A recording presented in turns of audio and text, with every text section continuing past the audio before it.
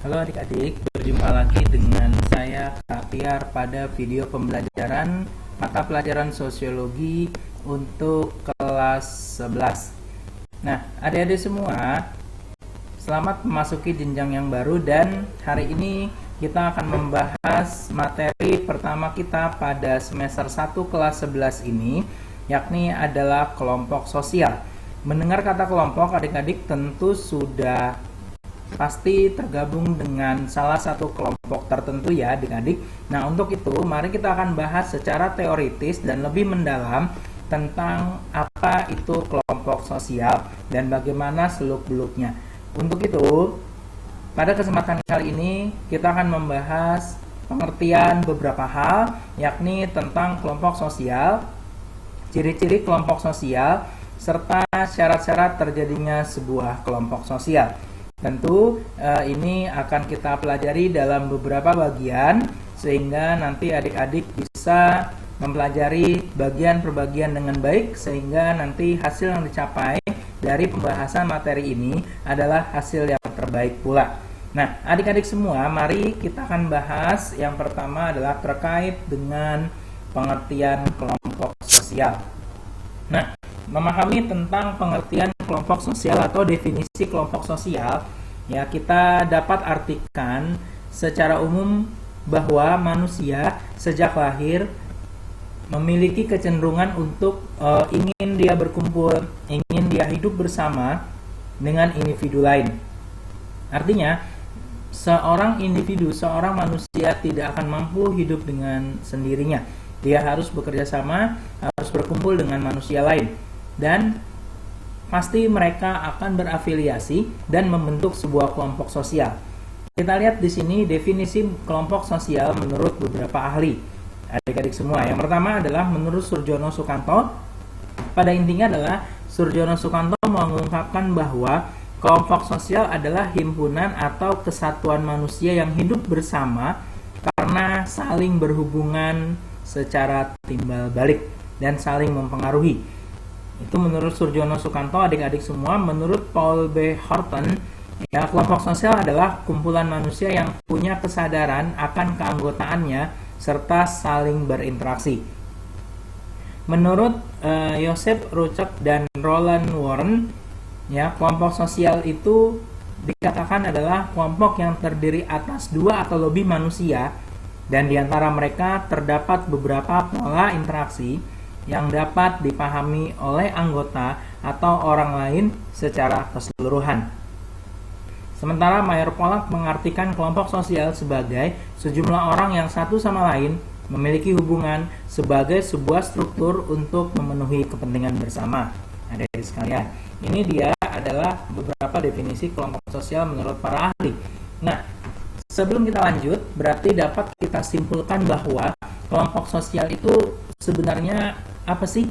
Intinya adalah kumpulan orang, kumpulan manusia yang punya kebutuhan, yang punya keinginan bersama, sehingga mereka karena kesamaannya itu berafiliasi untuk membentuk sebuah kelompok.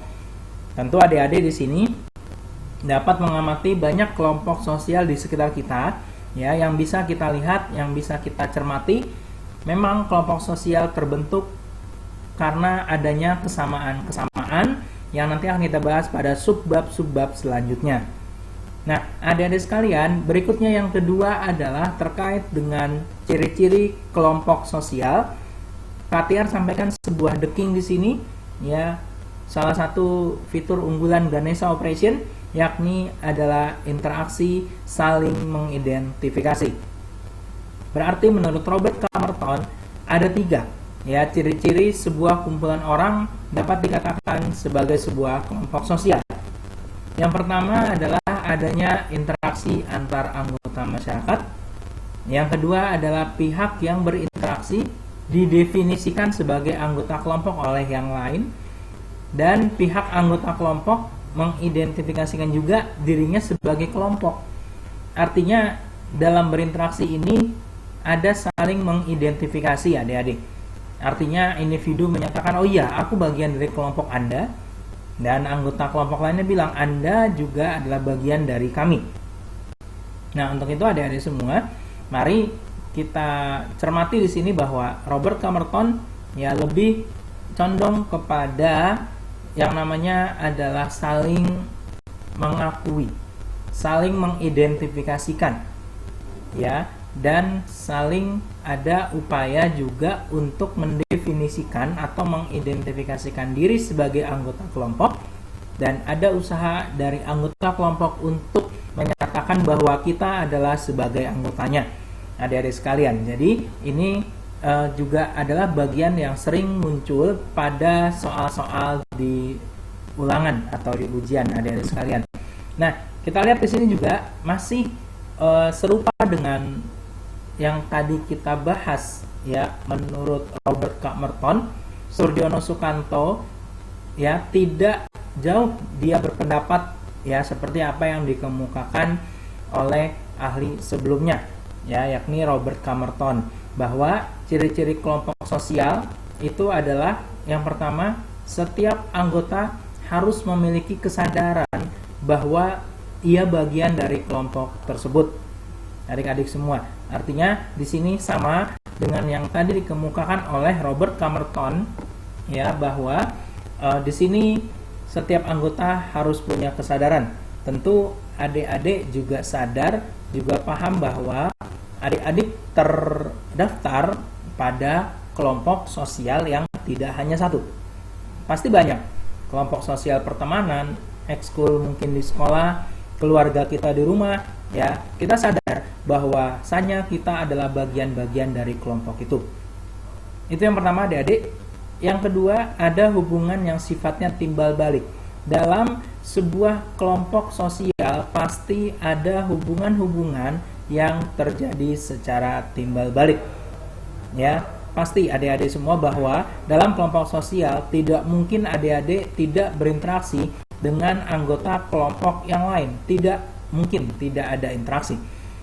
Nah, maka dari itu di sini ada hubungan yang sifatnya timbal balik dan saling membahu atau saling mempengaruhi, sehingga nanti kelompok sosial itu akan berjalan sesuai dengan fungsinya, adik-adik semua. Berikutnya adalah yang ketiga, adanya faktor pengikat bersama. Tentu sebuah kelompok sosial terbentuk atau dibentuk pasti ada yang mengikat, pasti ada latar belakang yang menyatukan individu-individu dalam kelompok itu, sehingga nanti mereka jadi terikat satu sama lain. Misal, kelompok yang paling sederhana adalah keluarga kita. Keluarga kita tentu terikat oleh aturan hukum negara dan hukum agama terkait dengan pernikahan mama papa, ya, terkait dengan hak kita dan kewajiban kita sebagai anak, misalnya adik-adik, itu adalah pengikat bersama dari sebuah kelompok sosial. Nah, maka dari itu, ya, jika ada pengikat bersama yang nanti akan mempersatukan mereka, maka itu sudah pasti akan terbentuklah kelompok sosial. Yang berikutnya adik-adik, yang keempat, adanya pola perilaku yang sama. Dalam sebuah kelompok sosial tentu akan ada aturan-aturan, akan ada cara bertindak yang sudah disepakati atau disepahamkan bersama, sehingga nanti, ya, individu, sehingga nanti masyarakat yang ada di dalam kelompok sosial itu pasti akan mengikuti, ya, pola perilaku, akan melakukan perilaku yang cenderung sama, yang sesuai yang telah diatur oleh kelompok sosialnya, adik-adik semua, ya. Misalkan di sini adalah ada gambar beberapa orang dengan seragam pramuka, berarti nanti anak-anak yang sedang mengikuti kegiatan pramuka itu haruslah berperilaku dengan pola perilaku yang sama. Jika tidak, maka nanti dia akan dianggap menyimpang. Nah, lalu adik-adik semua, berikutnya lagi adalah di sini ciri-ciri kelompok sosial menurut Soedjono Sukanto adalah bersistem dan berproses. Itu artinya kelompok sosial tidak hanya terbentuk sehari, 2 hari saja lalu bubar, tidak, tapi kelompok sosial itu terus bersistem, terus berproses untuk menjadi bentuk yang lebih sempurna dibandingkan dengan yang sebelumnya. Nah, untuk itu adik-adik yang tergabung dalam sebuah kelompok sosial, pasti kelompok sosial kalian tidak statis, tidak diam saja, tetapi kelompok sosial kalian pasti akan terus berkembang, ya, berproses mengikuti sistem yang sudah ada, adik-adik semua. Nah, untuk itu kita pahami di sini bahwa ya ada syarat-syarat terbentuknya suatu kelompok sosial.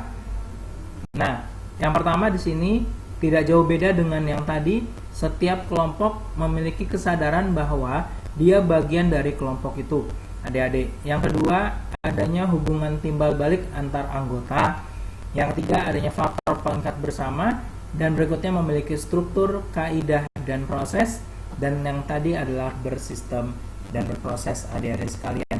Jadi ini perlu kita pahami bersama bahwa kelompok sosial ini dasarnya adalah suatu kumpulan orang yang memiliki keinginan yang sama, memiliki suatu tujuan yang sama, sehingga mereka membentuk sebuah kelompok karena ada faktor-faktor yang melatar belakangi, dan dengan syarat-syarat tertentu maka kelompok sosial itu bisa terbentuk dengan sebaik-baiknya. Nah, adik-adik, nanti juga akan kita bahas pada bagian lain dari materi ini next, bahwa nanti kelompok sosial akan banyak variannya, nanti kelompok sosial juga akan banyak bentuk-bentuknya. Untuk itu mari terus kita stay tune di sini ya bersama Kak Tiar untuk membahas lebih lanjut tentang kelompok sosial. Nah, untuk yang ini ya tingkat keluar di soal belum terlalu banyak. Nanti pada subbab selanjutnya kita akan bahas ini lebih mendalam. Terima kasih.